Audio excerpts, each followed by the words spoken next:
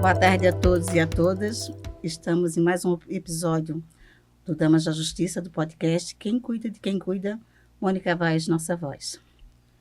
O podcast nasceu com o legado da Mônica. Mônica Vaz foi minha filha, uma advogada, militante na área da violência doméstica e também militante na área da família para mães solo. A Mônica foi uma advogada que foi membro de comissões temáticas da OAB de Santa Catarina, participou também do OAB por Elas, defendendo as mulheres vítimas de violência doméstica, ativamente. Participou do IASC, do Instituto dos Advogados de Santa Catarina, nas comissões temáticas também. Fui confreira lá no IASC. E hoje nós estamos aqui para mais um episódio, trazendo os 20 anos da Lei Maria da Penha. E, no mês de agosto, onde se comemora os 20 anos da Lei Maria da Penha, se comemora também um ano do podcast Mônica Vaz, Nossa Voz, e se comemora também o mês de aniversário de nascimento da Mônica. Doutora Bruna? Obrigada, Márcia. Inicialmente, eu saúdo todas as participantes desta conversa tão necessária que se faz por meio do podcast Quem Cuida de Quem Cuida. Na condição de advogada criminalista, mas hoje na representação da Associação Damas da Justiça, que atua na defesa de direitos sociais, com foco no apoio, no acolhimento, no empoderamento e na conscientização sobre saúde mental e o papel das mulheres na sociedade, e também como diretora da Escola Superior da Advocacia no âmbito da violência contra a mulher e direito penal. Aproveito a fala da doutora Márcia no sentido de comemora-se 20 anos, no dia 7 de agosto, 20 anos da Lei Maria da Penha, e dentre os avanços, eu inicio com o tema 1412 de repercussão geral no recurso extraordinário com agravo de número 15.37.713, com orientação vinculante aos casos semelhantes. E do que se trata, né, esse julgamento? Simplesmente um marco civilizatório de proteção, uma maior ampliação dessa proteção. Por quê? Porque decidiu-se pela não mais necessidade de vínculo doméstico, afetivo ou familiar entre o agressor e a ofendida mulher. Ou seja, hoje a Lei Maria da Penha, e aqui ouso dizer, talvez a lei mais bonita, mais forte, a lei mais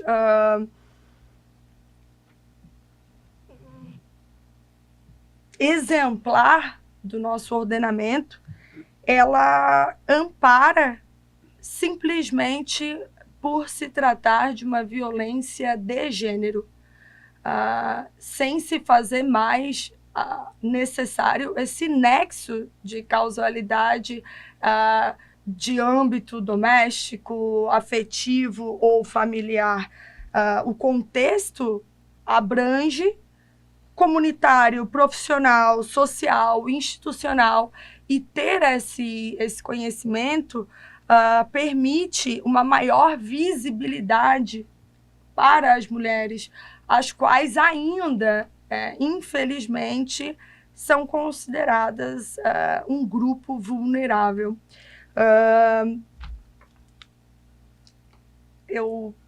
Para não tomar o tempo, por amor ao debate, eu passo a palavra à delegada para que a autoridade possa expor diante do cenário, né, a qual se faz inserida, quais os caminhos, quais os critérios, quais os instrumentos que a autoridade policial compreende de relevantes ou ainda garantidores da mulher. Bom, quero cumprimentá-las, né? Quero dizer que é um prazer estar aqui para falar com pessoas tão importantes, doutora Márcia, doutora Bruna, doutora Idemar, dizer para vocês que vir num podcast de tamanha importância, abordar uma lei tão importante que é a Lei Maria da Penha, de proteção às mulheres, e a gente sabe que a lei tem evoluído, que a lei tem avançado, o judiciário tem dado as respostas que são necessárias.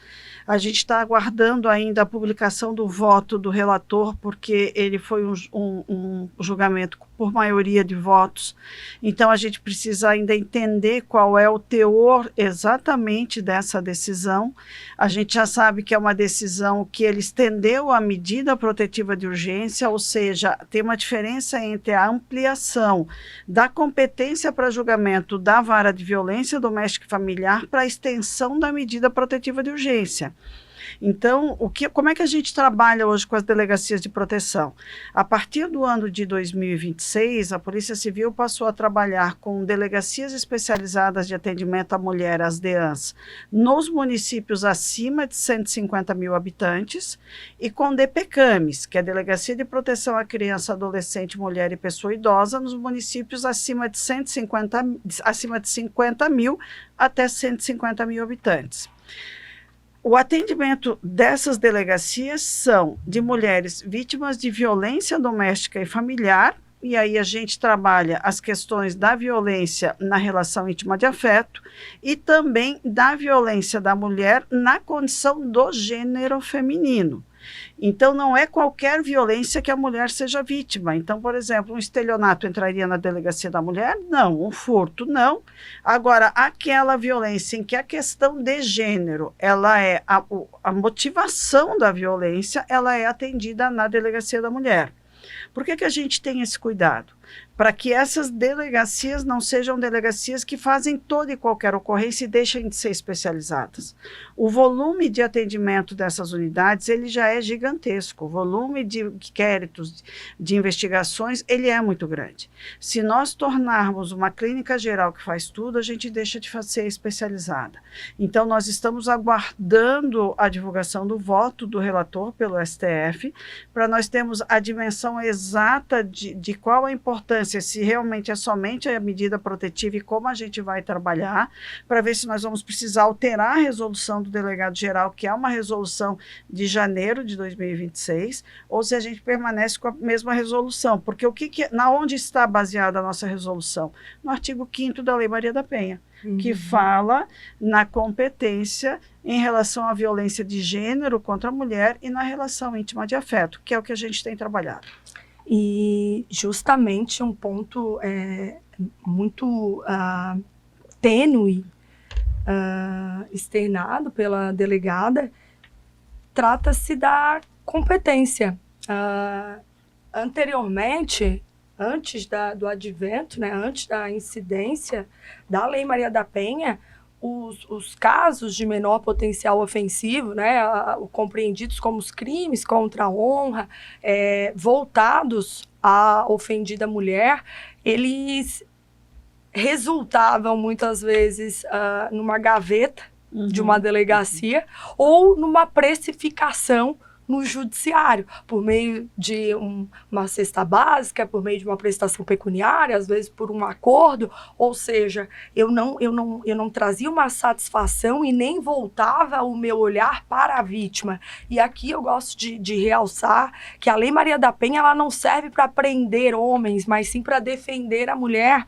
E também acho importante mensurar que ela muitos questionam, mas homens e mulheres não são iguais perante a lei, né? Essa proposição, essa ação positiva serve justamente para trazer uma isonomia, né, material. Então, a Lei Maria da Penha, ela não é porque as mulheres são mais ou menos importantes, não, pelo contrário, é justamente um mecanismo, né, de defesa, instrumentos, para que eu não remonte, eu não retorne a inviabilizar a vítima trazer para o agressor condições favoráveis, né, diante de ações que nos matam. E elas não iniciam com a agressão física, elas iniciam com uma violência psicológica, e aqui é importante a gente trazer a violência psicológica, porque ela se tornou uma tipificação penal, ela não existia, né? Embora o artigo 129 do Código Penal ele traga a conjunção alternativa ou fala-se, né, a integridade física ou saúde, a saúde ela era compreendida, parece, com uma exclusão da psique, né, da cognição. E mulheres acondicionadas numa situação de risco, elas não possuem a capacidade integral, elas sofrem cotidiana e sorrateiramente e passam a ser uma caixinha de ressonância e vão tomando para si tudo aquilo que elas escutam do seu agressor. E se elas ousarem, né, sair daquela caixa, daquela caixinha, talvez seja nesse ponto de inflexão que surge a agressão física. Então, antes de chegar à agressão física, nós precisamos identificar os atos anteriores e corrigi-los e trazer uma responsabilização concreta, né, para que essa sensação de impunidade não fortaleça ainda mais aquele sujeito propenso, né, a desviar. Então, quando a delegada traz isso, é bem importante a preocupação da delegacia de realmente pensar, né, os casos de violência contra a mulher, mas ligadas ao gênero ou num ambiente doméstico, afetivo, familiar, que infelizmente nós ainda somos estatisticamente violadas. E eu indago a desembargadora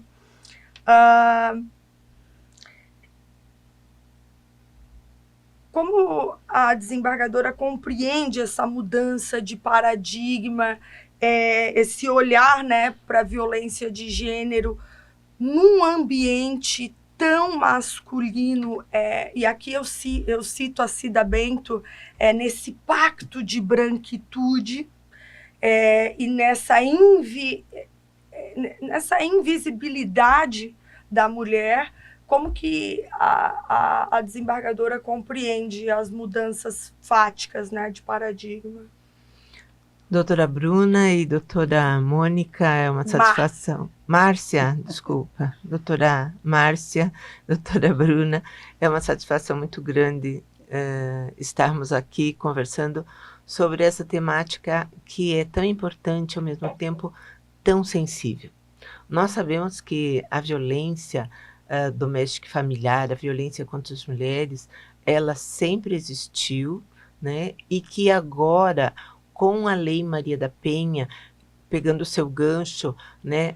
Você falou que é uma lei exemplar, eu diria que é a melhor lei que já teve no Brasil, porque ela é uma lei de proteção, ela é uma lei de prevenção, e não só às mulheres, é uma lei de prevenção aos homens. É importante que se diga isso, porque muitos homens acham que as medidas protetivas de urgência, que é a principal ferramenta, no meu modo de ver, da Lei Maria da Penha, ela não é um processo criminal, ela é justamente a medida cautelar, né, que vai impedir que aquele homem que bate, que briga, que está cometendo uma agressão, que ele chegue ao ponto máximo que é o feminicídio. Então é uma lei que ela previne o comportamento do homem e ela é uma lei que ampara, protege a mulher.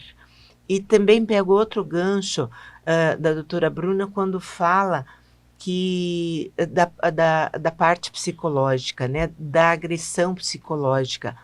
agressão psicológica, agressão moral, são agressões difíceis, às vezes, das pessoas compreenderem, inclusive no meio jurídico, porque é uma agressão que nós não vemos fisicamente. Mas quando acontece uma agressão física, a agressão psicológica, aquela coação velada, ela já veio existindo há muitos e muitos anos, às vezes.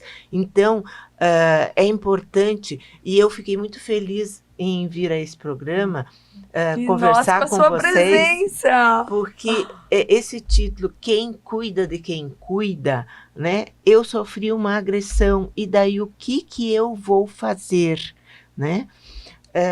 Nós, mulheres, temos que crescer mais ainda, e no momento que estivermos sofrendo uma agressão, seja iminente, né, delegada Patrícia, né, que é a nossa parceira aí na Polícia Civil, nós temos que imediatamente procurar uma ajuda psicológica.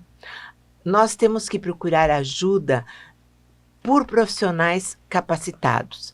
E eu trago aqui que este ano, finalmente, nós conseguimos, nós do Tribunal de Justiça de Santa Catarina, fazer uma parceria, doutora Patrícia, com o Instituto Unguiano de Santa Catarina, né? Então, eles passaram a fazer atendimentos para as mulheres vítimas de violência doméstica e familiar e também crianças e adolescentes. Então, trago essa notícia como uma importante ação preventiva e também de apoio, de amparo, né? Porque, às vezes, a mulher ela não precisa deixar que aconteça uma agressão física. Se ela está sofrendo de alguma forma, ela pode e deve, né, procurar ajuda, sabe?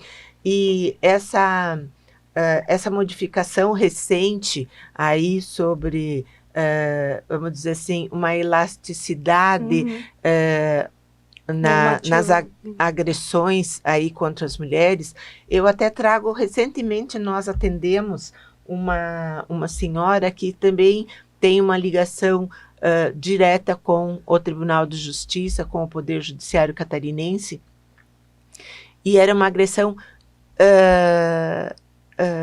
psicológica, era uma agressão verbal, eram ameaças e não eram feitas por quem ela tinha afetividade direta, era um vizinho, né? E então ela procurou a CEVID e nós discutimos, sim, agora vamos conceder uma medida protetiva de urgência. Não cabia naquele momento, então cabia sim uma medida cautelar e foi dada essa medida cautelar pelo juízo que recebeu o pedido, e nós então ficamos muito contentes. E quando saiu essa notícia, eu inclusive mandei a ela, eu disse assim, olha, está agora para ser normatizado finalmente, né? Mais uma ação que venha em proteção às mulheres. Claro que nós vamos ter, como bem colocou a doutora Patrícia, nós vamos ter que discutir questões de competência, questão de estruturação novamente das delegacias, dos juizados, né, de violência doméstica e familiar. Então, tem muita coisa ainda que nós temos que ficar atentos e aguardar. Todo um desdobramento, né, desembargadora? Sim. E eu, no caminho para cá, vim ouvindo uma oração e falava que antes dos primeiros 2 mandamentos, né, amar a Deus e amar o outro como a si mesmo, pedia para prestar atenção, que falava em ouça Israel. E eu acho que o padre, ele, ao ensinar, ele falou que antes de amar, a gente precisa ouvir, né? Então, essas mulheres, elas precisam ser ouvidas. Essas mulheres, elas, às vezes, recorrem a nós, operadores, a delegada, a coordenação, né? Justo em busca de um acolhimento, Às vezes ela só quer desabafar, às vezes ela precisa externar aquela vivência, aquela sofrência para retirar um peso, para ouvir uma opinião ou simplesmente para ser escutada. E quando eu refleti sobre isso, eu parei e me analisei em quantas as vezes, ao ouvir uma história, eu não consegui ficar em silêncio e só abraçar, pois talvez por imaturidade, talvez por cultura, o julgamento se faz intrínseco a ponto de você externalizar as suas opiniões. E quando nós não temos um preparo, quando não estamos diante de pessoas capacitadas, às vezes as nossas palavras, elas agravam ainda mais aquela mulher, que ela já se sentia dilacerada ao ouvi-la ou ir em busca de socorro, ela acaba sendo revitimizada. E acho muito importante, na Escola Superior da Advocacia, nós trouxemos um curso acerca disso, que trata-se da revitimização. E a revitimização, ela primária é a própria dor, né, sentida por aquela mulher, a secundária, seja de uma delegacia, de um judiciário, de um escritório de advocacia, enfim, né, dos operadores da lei. E a terciária, que para mim ela é a mais preocupante, que é justamente a família, os amigos, a sociedade. E nós, mulheres, parece nos cobrarmos muito, nos julgarmos muito, e enquanto essa cultura não acompanhar o avanço da norma, eu não vou ter uma eficácia, porque eu não tenho sequer uma compreensão. Não adianta eu criar tipos penais, eu endurecer, se o coletivo, se o consciente coletivo também não ser transformado. E essa transformação, ela decorre do dia a dia, ela decorre com o exemplo da doutora Idemar, que veio à nossa casa e trouxe uma brilhante meditação guiada, ou ainda quando a minha sócia, a doutora Yara, compartilhou que a viu entregando doces, sem muitos nem saberem que a doutora é desembargadora. E o que significa isso para a Bruna? Que além da função, que além da profissão de desembargadora, tem-se uma mulher. E essa mulher, quando ela chega num alto escalão e ela dá as mãos para outras, ela permite trazer ainda mais mulheres para integrar aquele espaço onde nós vemos homens brancos. E acho que em tomadas de decisões, em lideranças, né, seja numa organização civil, esse pacto civilizatório, ele só vai ter efetivas, né, alterações quando nós formos inseridas nesses meios de liderança, nesses meios de tomada de decisão, de frente, né? de real acréscimo. E por que real acréscimo? É um fator biológico, cromossomático. Nós, mulheres, seja por uma questão hormonal, seja por uma questão cromossômica, de biotipo, temos sensações, visões, operações, conduções diferentes. Então, quando a gente começa a sentar em determinadas cadeiras, e aqui eu cito o livro do Fazer Acontecer, salvo engano, ela foi uma liderança da Google. Eu sou meio ruim com isso, mas ela trouxe algo que chamou muito a minha atenção, que foi o seguinte: Ela, como uma mulher da Google, né, eu acho que o braço direito do proprietário da Google, ela grávida, já de 9 meses, 8, 9 meses, foi estacionar. E quando ela vai estacionar, ela reflete o quão distante é a vaga para uma mulher gestante. E aí ela diz, eu não acredito que eu, na posição de uma mulher de liderança, no cargo onde eu me encontro, eu ainda não ordenei que façam, que criem uma vaga para uma mulher gestante do lado da porta de entrada da Google. Ou seja, ela precisou ficar com os pés igual um pão, precisou caminhar, precisou engravidar, precisou passar por aquilo para pensar na mulher grávida, mãe.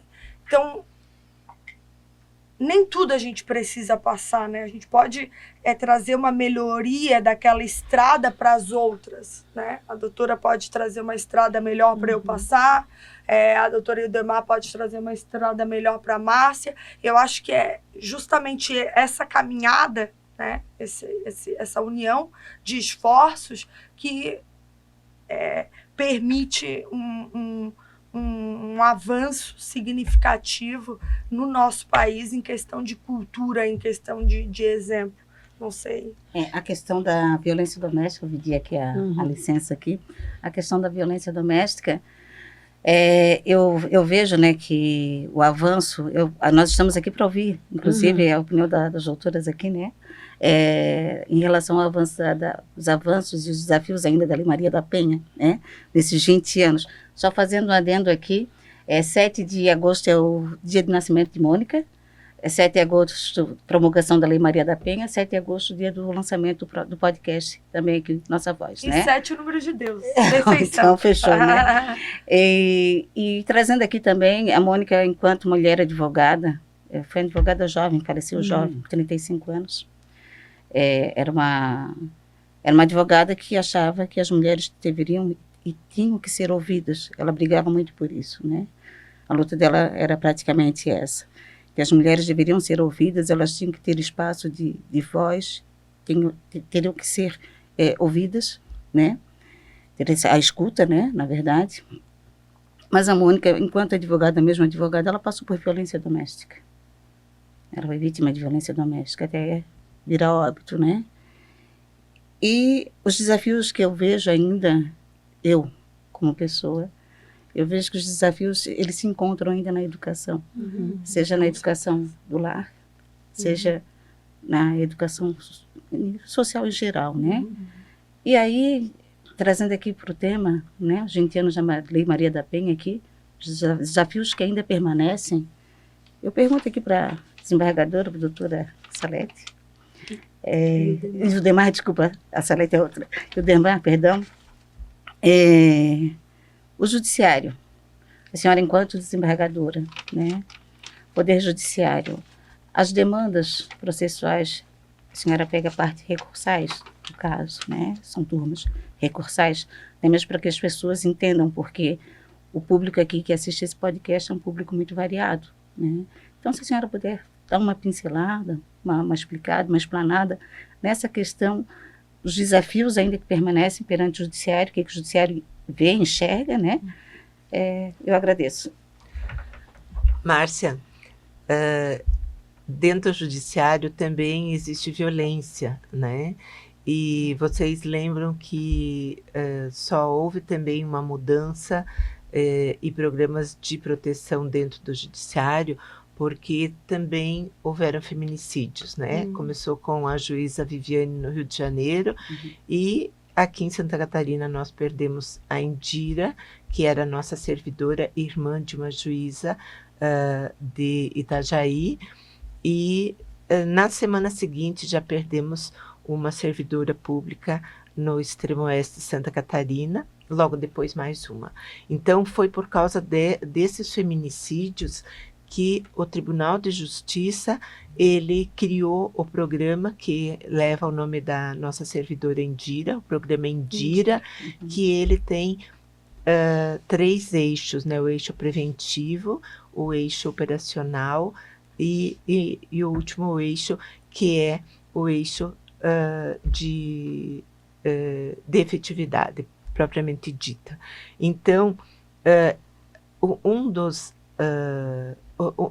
dentro do judiciário, nós fazemos assim muitas rodas de conversa entre todos os servidores terceirizados, inclusive ele também se estende a vocês, advogadas. Vamos dizer, a doutora Patrícia, se ela tiver um atrito com alguém dentro do judiciário, ela também pode ser atendida pelo programa Indira, né? Então, assim, dentro do programa Indira, são feitas muitas capacitações. Eu acredito que o grande desafio ainda é nós alcançarmos que haja um coletivo geral, digamos assim, né, maciço, tá, de pessoas capacitadas.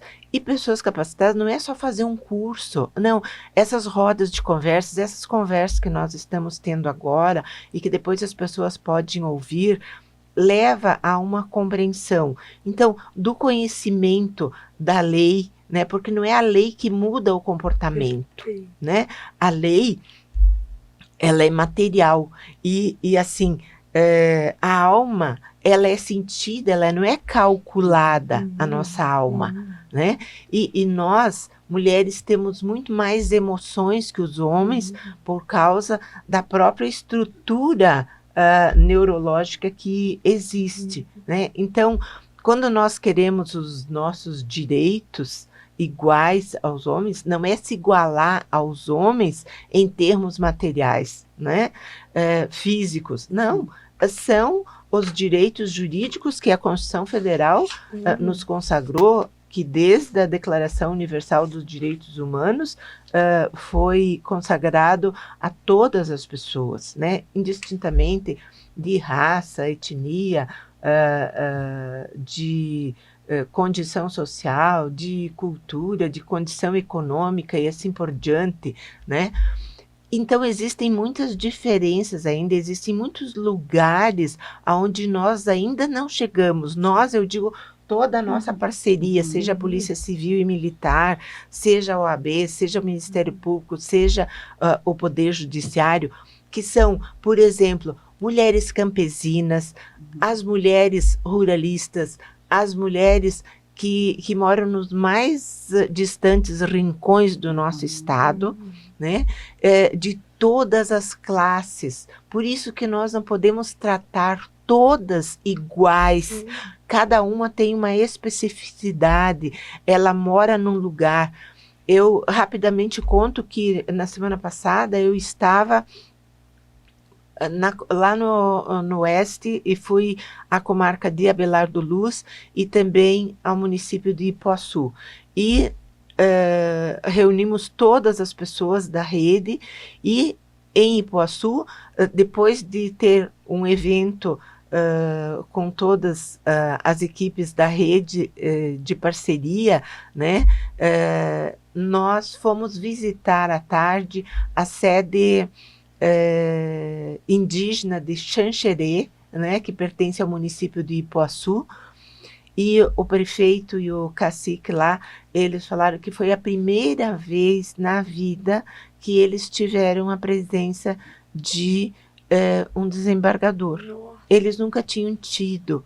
Então, assim, ó, nós somos poucas pessoas e o povo é muito para nós atingirmos, mas nós temos que ter um olhar diferenciado. Por isso que veio o protocolo sob perspectiva de gênero. Nós temos que ter um olhar diferenciado para algumas mulheres, né, as quilombolas, as indígenas, né, elas têm as negras, né, elas têm uma vida diferente da nossa, né? Eu não posso sentir a tua dor, eu posso até imaginar, mas eu nunca vou sentir a tua dor. Por isso que eu tenho que acolher sem julgamento, tá, Bruna? Sem julgamento. Não é deixar de acolher, não é fazer os encaminhamentos que são necessários, né?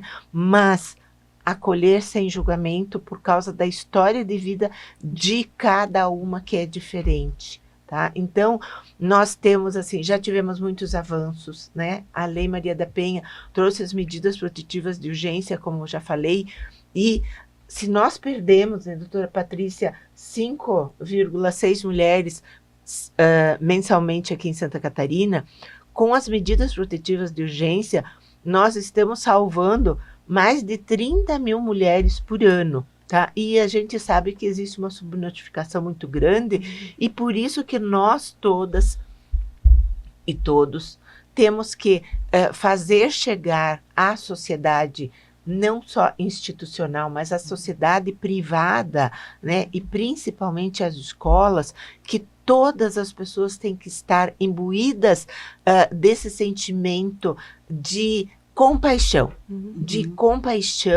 de ter um olhar sempre diferenciado para as mulheres, sabe? Porque realmente nós somos diferentes. E então, assim, eu acredito que só quando tudo isso estiver alinhado, nós vamos ter uma diminuição, né?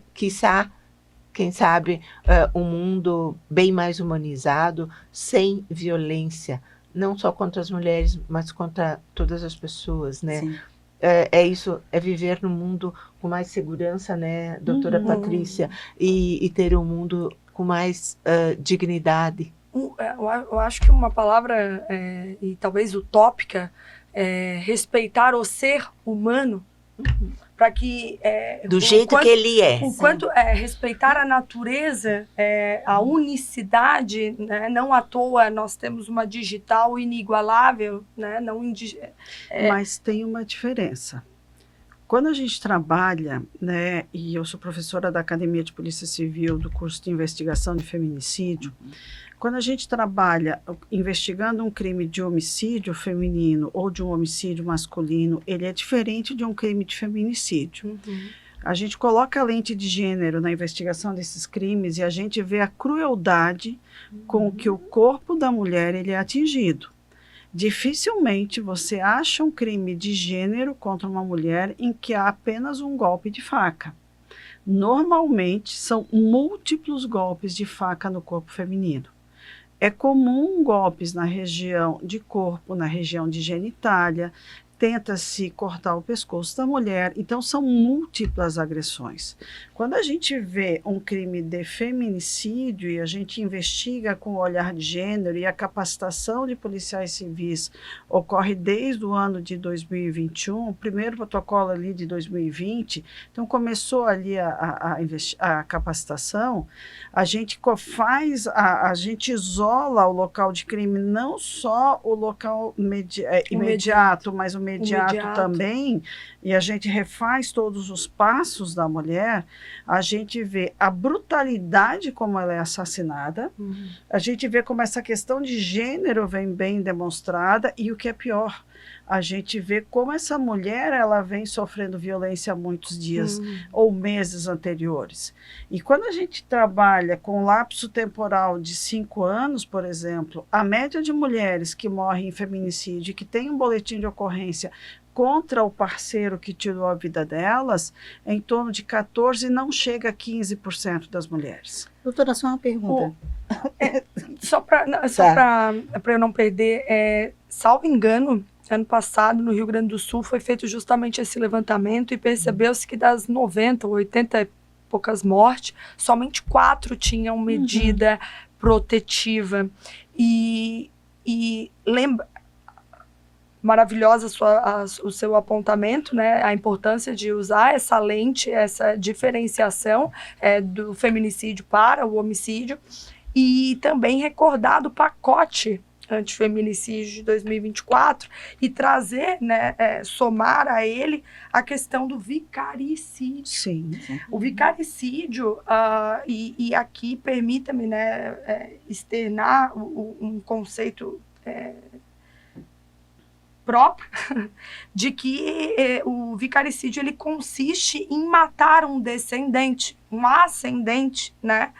Um dependente ou uma pessoa de responsabilidade sobre a responsabilidade daquela mulher com o fim justamente de atacá-la, de puni-la. Ou seja, você traz uma vingança que ela se perpetua e que ela se ramifica. A violência psicológica, na verdade, né? Enfim, né? Um na crime, verdade, a violência psicológica a gente consegue agora demonstrar, porque a Polícia Civil ela vem investindo na compra de testes psicológicos aplicados pelos psicólogos policiais civis para a gente conseguir mensurar o que é essa violência. Sim. Então, porque ela tem passado muito em branco, e aí uma coisa que eu queria apontar.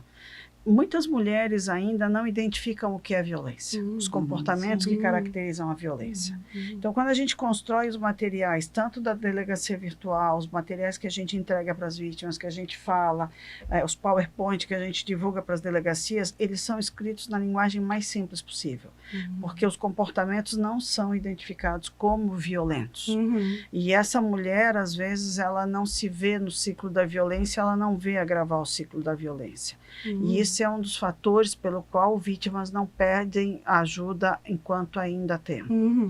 Segunda situação, muitas mulheres ainda acreditam que vão melhorar essa relação, que o príncipe vai voltar a ser como era antes e que o casamento vai voltar a ser um mar de rosa. Né? O looping, né? E aí elas permanecem enredadas naquela espiral ou naquele ciclo e a coisa vai se repetindo até que chegue ao ponto mais cruel e termina muitas vezes de uma forma mais trágica.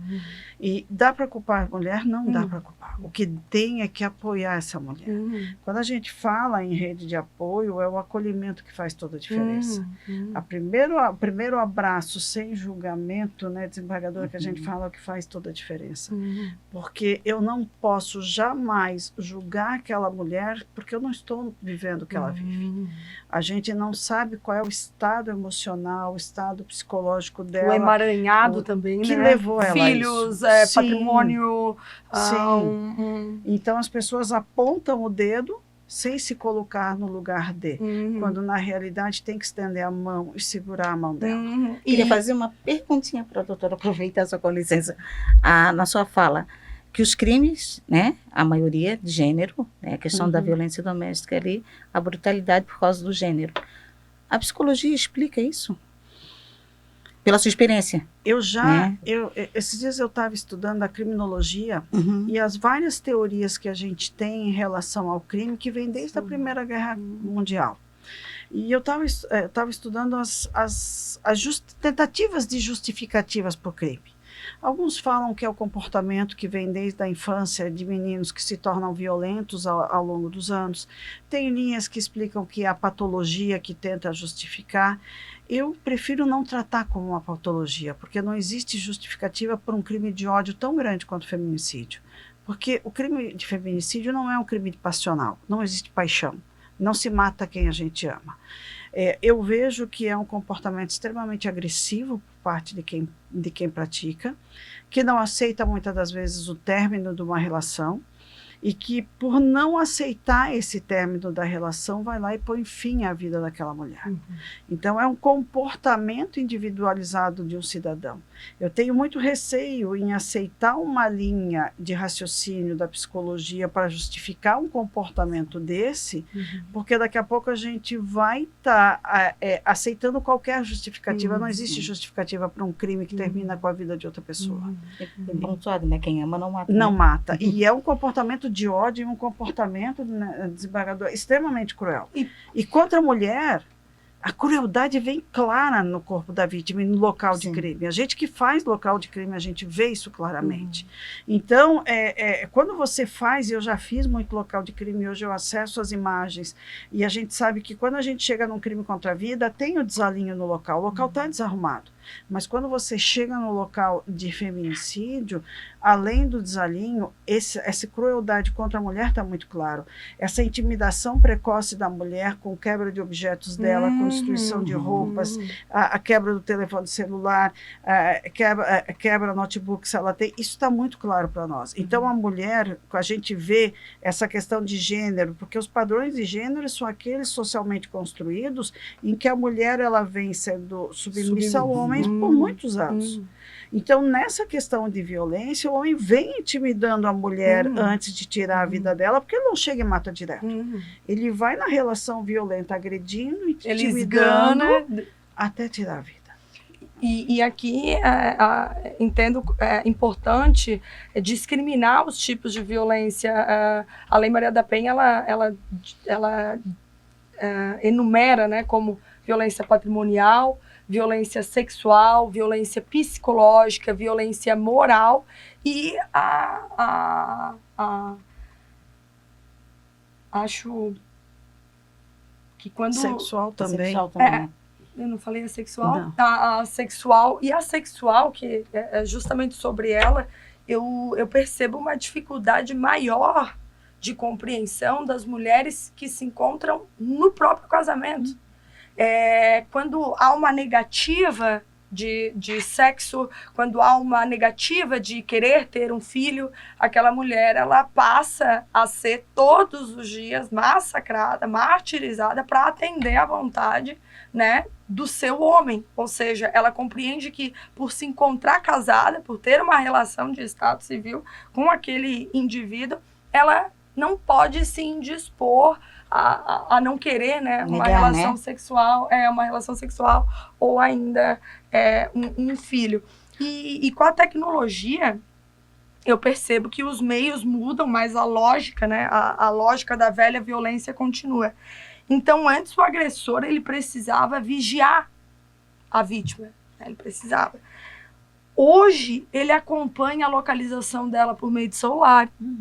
Ele usa aplicativos, existem contas compartilhadas, dispositivos instalados em veículos, equipamentos inteligentes que permitem uma vigilância ininterrupta sobre aquela mulher. Muitas vezes instalados sem conhecimento dela. Isso, sem conhecimento dela. Ou seja, eu tenho uma invasão de privacidade ali por trás, né? E eu gosto mais com... gosto do conceito, mas jamais de que ele fosse aplicado para nós. Do conceito de bem semovente, os negros eram compreendidos como bens semoventes, né? Bens que se movem de propriedade do homem. E nós, graças a Deus, embora tardiamente abolimos a escravidão, mas hoje a gente precisa abolir a escravidão da mulher, que ela se encontra, infelizmente, objetificada, transformada num objeto de propriedade de um homem. E acredito que um caminho para isso é a independência financeira, né? Quando você tem uma independência financeira somado de um apoio, de uma rede, você não fica imune, você está disposta a passar, mas com uma menor, eu acho que com menos possibilidade de que isso venha a acontecer, né? Porque talvez você consiga identificar, você consiga observar determinados comportamentos, os quais não condizem, né, com o seu estilo, enfim, de vida. Doutora Bruna, se me permite. Sim, com certeza. Eu acredito que vai muito mais além. Ele é tão complexo, né? A doutora Patrícia tem mais propriedade porque ela é professora nessa área. Mas quando a doutora Patrícia fala da parte psicológica, é muito importante nós lembrarmos também como surgiu a psicologia, o que a psicologia dizia antigamente, o que diz hoje, né? Antigamente os primeiros psicólogos foram todos médicos, né? E eles diziam primeiro que o ser humano era como uma tábula rasa, nascia e não tinha nenhuma lembrança, né? Tem um caso paradigmático dos Estados Unidos, né? Que vocês já devem ter ouvido, que um homem estava trabalhando numa obra e ele era uma excelente pessoa, boníssima, tratava todo mundo de forma muito gentil, era o melhor empregado da empresa, e ele sofreu um acidente e um ferro atravessou a face dele e atingiu o cérebro. E felizmente ele não morreu. Ele não morreu e saiu, inclusive, consciente, falando do local, né?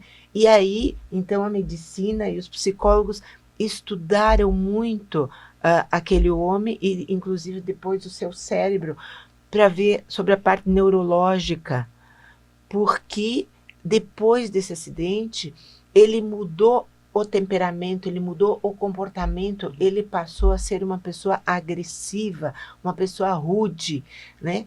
Então, hoje a psicologia diz assim, ó, que nós não nascemos mais uma tábula rasa, porque nós somos seres transgeracionais. Nós trazemos dentro do nosso DNA, e todos os seres humanos trazem dentro de si um pouco do sofrimento da sua ancestralidade. Né? Eu falo da minha ancestralidade italiana, o quanto que sofreu quando veio para o Brasil, né? Que alguns vieram não por vontade própria, né? Outros vieram porque na ilusão de que ganhariam terras produtivas, né? Chegaram aqui, tiveram que desmatar terras virgens, a facão, a serrote, não haviam ferramentas adequadas, houve um sofrimento, passaram muita fome. Então, esse sofrimento, querendo ou não, nós temos dentro do nosso DNA. Eu digo para vocês assim, eu sinto que isso é dentro da minha alma, porque no fim da vida, né, Jung, que foi um grande médico e psicólogo, que estudou muito sobre o comportamento, que traz aí sobre o inconsciente coletivo, e daí também tem isso envolvido na nossa humanidade. Nós precisamos ter cuidado com o que nós falamos, né, o que nós sentimos, o que nós expressamos, e mais agregado a esses dois fatores, nós temos também a vontade própria. O ser humano foi dotado de um livre-arbítrio. Então, quando nós fazemos uma escolha por alguma coisa, eu faço uma escolha para ter um relacionamento, eu tenho que saber que eu sou responsável também por aquilo que vai acontecer naquele relacionamento, né? E por isso que dentro da lei, mesmo que a mulher perdoe uma agressão, né, seja ela qual for, leve, grave, hoje a justiça, né, continua aplicando a lei ao caso concreto. Né? Então, são muitos fatores envolvidos. Não é tão simples como nós gostaríamos que fosse, que de repente, com uma campanha, com um trabalho, né, nós temos que estar imbuídos todas e toda a sociedade, e trabalharmos incessantemente na educação. Na educação, porque nós temos que criar uma sociedade com uma nova mentalidade. Né? Você falou que os negros foram objetificados. Não só os negros, né? Nós mulheres. Isso, eu falei as mulheres. Nós abolimos a escravidão e agora passamos a ter um novo objeto, a mulher. Mas mulher ainda é muito na condição de propriedade de um homem. Isso, mas é porque a história nos mostra que primeiro éramos propriedades dos nossos pais, depois dos nossos avós, depois dos nossos pais, depois dos maridos, né? E isso, até que mude essa cultura e essas crenças que nós herdamos da nossa ancestralidade, segundo a ONU, nós, se continuarmos trabalhando, todas as instituições, do jeito que nós estamos trabalhando atualmente, nós levaremos ainda 300 anos para mudar essa cultura. Né? Então, vejam o quanto trabalho que nós temos ainda pela frente. E eu faço um adendo com a minha professora, Patrícia Vanzolini, inclusive uma referência para mim. Numa das aulas que tive a oportunidade de ter, ela, claro, eu não tinha a habilidade que eu tenho hoje de compreensão, mas ela dizia que desde as histórias de princesas da Disney, né? As mulheres são elogiadas por adjetivos de linda, querida, enquanto aos homens fortes, valentes, viris, ou seja, você traz para o homem uma força, um impulso, um vai, um faça, um aconteça. Em contrapartida, para a mulher, você a coloca num estereótipo de intocável, beleza, apreciada, que você tem que ter bons modos, você tem que ter bons comportamentos, mas isso é muito subjetivo. E aproveitando isso que a desembargadora falou, nós temos semanas de campanha e eu faço muita palestra. Eu estava em maio em escolas públicas, né, do Médio Vale, e numa dessas escolas eu resolvi fazer exercícios com os alunos. Aí eu perguntei para as meninas ali de 12 anos de idade o que os meninos falavam para elas no momento das brigas. E aí elas começaram a falar os palavrões tradicionais que elas são xingadas. Aí eu peguei o celular de um dos alunos na mão e perguntei, eu posso quebrar o sigilo aqui do celular dele e espalhar para a sala toda as fotos dele? Ah, mas tem senha? Não, eu quebro a senha, não tem problema. Eu quebro a senha e eu espalho as tuas fotos aqui para a sala toda. Não, a senhora não pode fazer isso, porque eu tenho direito à minha privacidade. Eu disse, onde é que fica o direito à honra dela? Como assim? Não, porque quando você chama ela, daí eu falei os palavrões, você está ofendendo a honra dela. Porque nenhuma mulher merece ser chamada disso, ainda mais a tua coleguinha de sala de aula. E se tua mãe for levar o lixo na frente de casa ou embaixo do prédio no final da aula e passar um garoto de bicicleta e chamar esses mesmos palavrões? Ah, eu vou encher ele de... né? Não vai Eu disse assim, tua mãe pode ter honra, tua amiguinha não pode ter honra. E onde é que começa isso? A violência começa aqui. E aí eu comecei a desenvolver com eles os assuntos. Mas justamente essa engrenagem de desenvolvimento para fazer com que ele tenha a percepção, Aí um dos meninos disse assim, delegada, mas o meu pai me disse que se eu apanhar na rua, em casa eu apanho mais ainda dele. Eu disse, tá, então tu vai bater na rua. O menino que apanhou de ti amanhã vem com mais um e te batem. Aí você vai com 3 e batem. Até que alguém caia no chão com a cabeça numa pedra, saia gravemente ferido e vá parar no hospital, se não morrer. E aí comecei a trabalhar e desenvolver um raciocínio deles aonde a violência pode chegar. E a gente vê como a violência contra a mulher, ela é estimulada dentro de casa. Doutoras, chegamos no nosso tempo, infelizmente. Passa tão rápido, né? Mas eu vou pedir para que as doutoras deixem aqui pelo menos uma mensagem para os nossos ouvintes, para as nossas ouvintes, né? Para que a gente possa encerrar esse podcast hoje. Agora iniciamos com a desembargadora.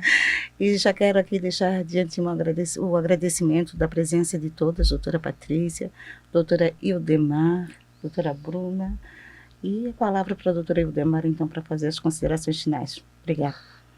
Eu agradeço novamente o convite, Márcia e Bruna, né? Foi um prazer estar com vocês e com a doutora Patrícia, nós que fazíamos algum tempo que não nos víamos, e quero deixar uma frase que eu disse há pouco num evento lá do Tribunal de Justiça, que muitas pessoas falam, e ela vamos dizer assim, ela vem de alguns grandes mestres nossos, mas eu vou citar o Wolfgang von Goethe, que também é atribuída a ele, entre aspas. Ele fala, nem a mais alta inteligência, nem a maior capacidade de imaginação, nem as duas juntas fazem o gênio.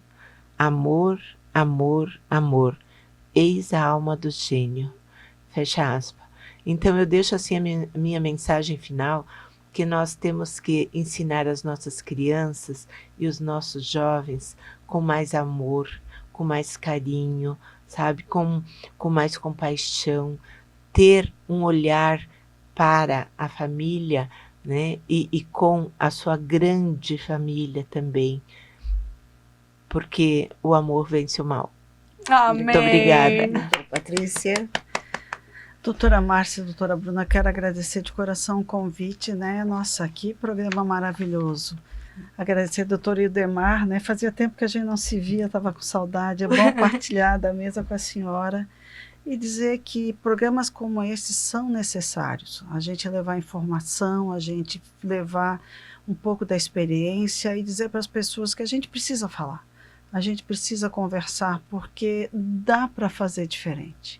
Então, você que nos ouve no dia de hoje, né, você que nos vê, faça diferente. Leve informação para uma pessoa, leve informação a uma mulher, acolha quem precisa. Cada mulher que é acolhida é uma vida que a salva. Isso não é só um trabalho da polícia, do Ministério Público, do Poder Judiciário, da OAB. Isso é um trabalho de todos nós.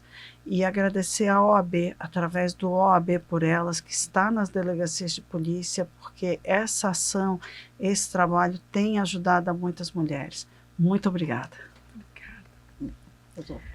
Eu apenas agradeço, eu me sinto lisonjeada de compor esta mesa, principalmente na presença da desembargadora e da delegada, ambas referências, embora distância ou não convívio, recebam os meus mais singelos agradecimentos por terem aceitado, né, terem participado e me engrandecido com todas as palavras ditas aqui hoje. Grata. Obrigada a todas. Encerramos.